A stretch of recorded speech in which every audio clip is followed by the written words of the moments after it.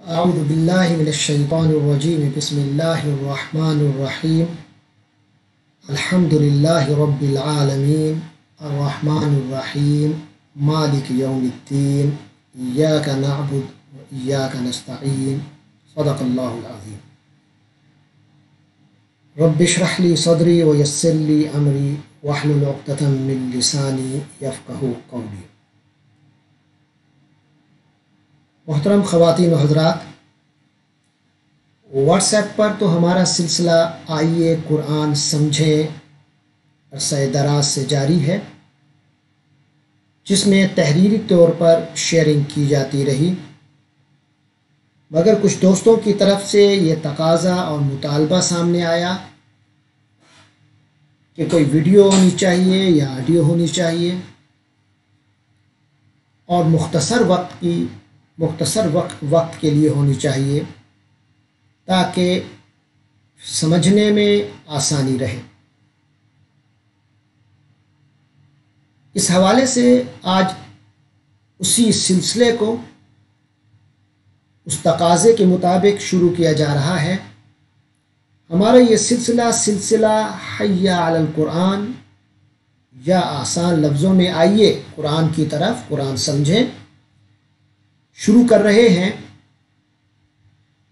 اس سلسلے میں ہم اعوذ باللہ سے شروع کر رہے ہیں اور قرآن مجید کی آخری آیت من الجنۃ والناس تک انشاءاللہ العزیز ہر لفظ کی وضاحت بھی کریں گے اور ہر آیت کا مفہوم بھی پیش کریں گے۔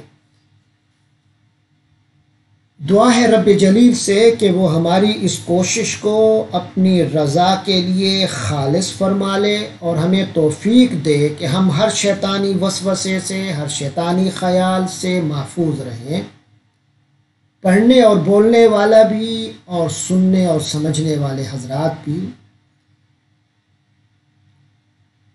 تو سب سے پہلے جو میں نے آپ کے سامنے ایک عبارت بولی قرآن مجید کی آیات کی تلاوت سے پہلے، وہ ہے اعوذ باللہ من الشیطان الرجیم، اور وہ لکھی ہوئی عبارت بھی اس وقت آپ کے سامنے ہے، آ رہی ہے۔ یہ اعوذ باللہ من الشیطان الرجیم، یہ جملہ قرآن مجید کا حصہ نہیں ہے، اس میں تو کوئی دو رائے نہیں، لیکن قرآن مجید پڑھنے سے پہلے اس کو پڑھا ضرور جاتا ہے، اس کو بولا ضرور جاتا ہے۔ کیونکہ اس کا حکم ہمیں خود قرآن دے رہا ہے۔ قرآن کے اندر وہ جو حکم ہے،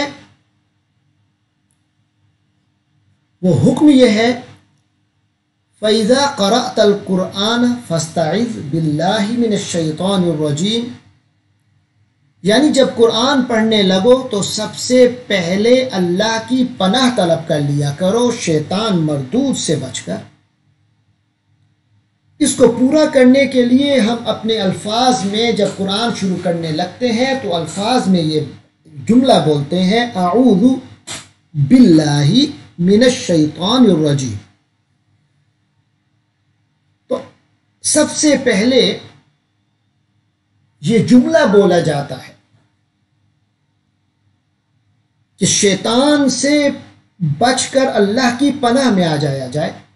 آپ نے دیکھا کہ قرآن یہ کہہ رہا ہے کہ اللہ سے پناہ لے لیا کرو۔ آپ کو معلوم ہے کہ قرآن اتنی قیمتی چیز ہے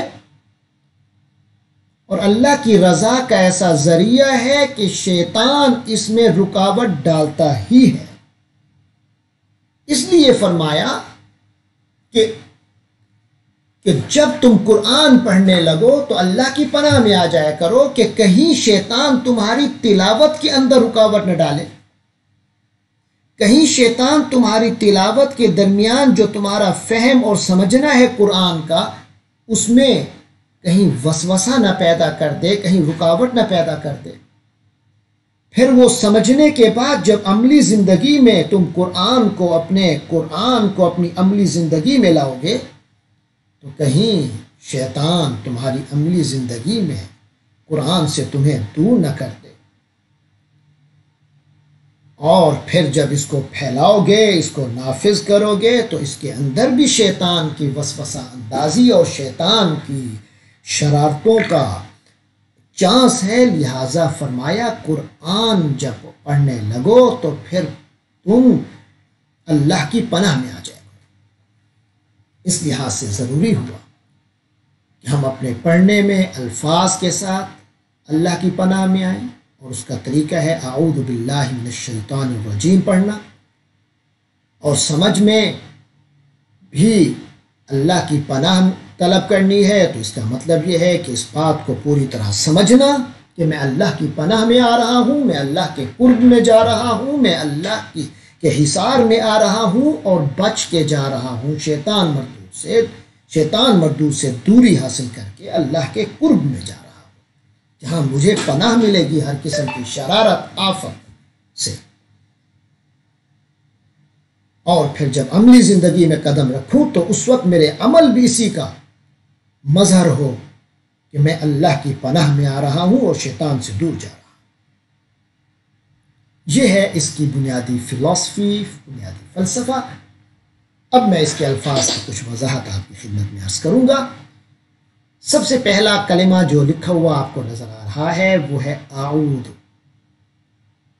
یہ 3 حرف عربی کے بارے میں یہ بات جان لیجئے کہ عربی زبان میں کوئی بھی لفظ جو ہوتا ہے، جو بھی اسم یا فعل ہوتا ہے، کوئی بھی ناؤن اور ورب آتا ہے، تو اس کے بنیادی طور پر 3 حرف اس کی جڑ ہوتے ہیں، اس کا روٹ ہوتے ہیں، اس کا ماخذ ہوتے ہیں، اس کی بنیاد ہوتے ہیں، اس کا اصل بیج ہوتے ہیں۔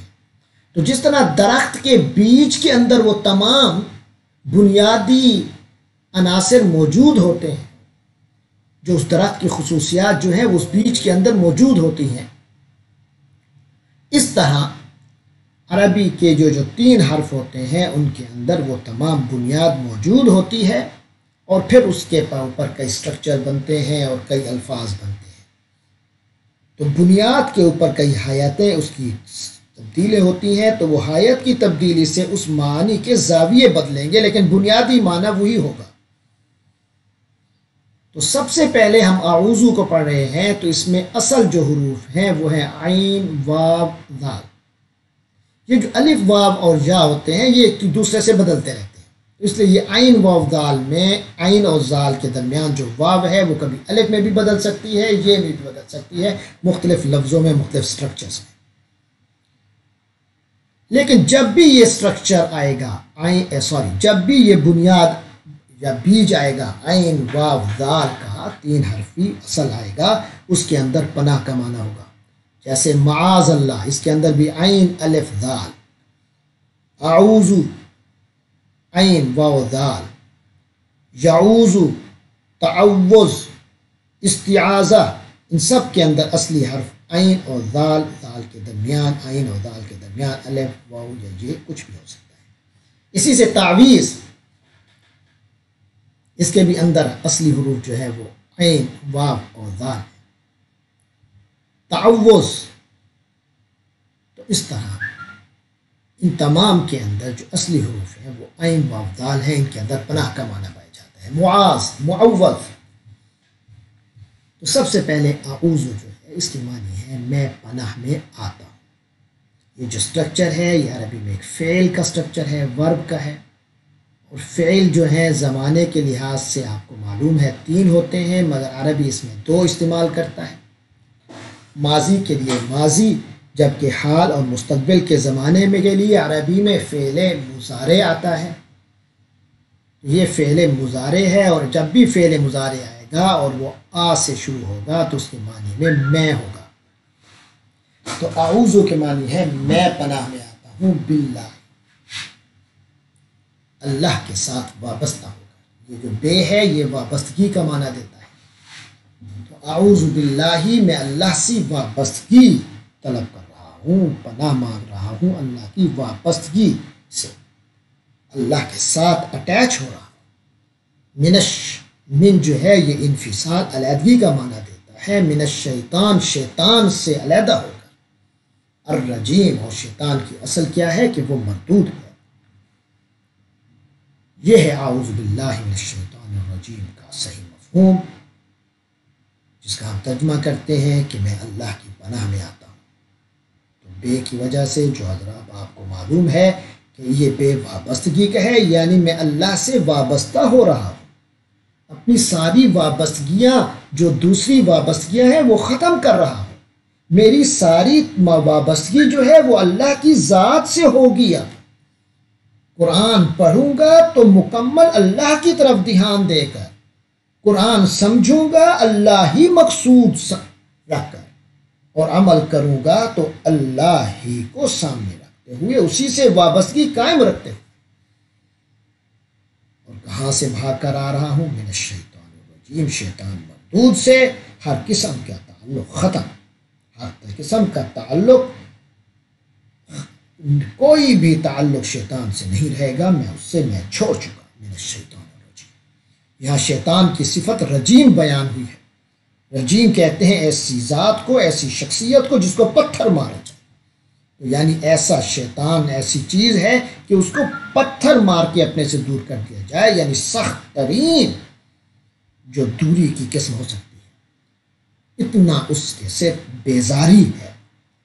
تو رجیم میں بیزاری کی وہ انتہا ہے جس کا ترجمہ ہم عام طور پہ لفظ مردود سے کرتے ہیں، حالانکہ مردود کا لفظ اس کی پوری ڈیپتھ کو اور اس کی پوری وسعت کو بیان نہیں کر سکتا، لیکن بہرحال ہماری کمزوری ہے کہ ہم اردو میں اس کے لیے ہمارے پاس مردود سے بہتر ترجمہ نہیں۔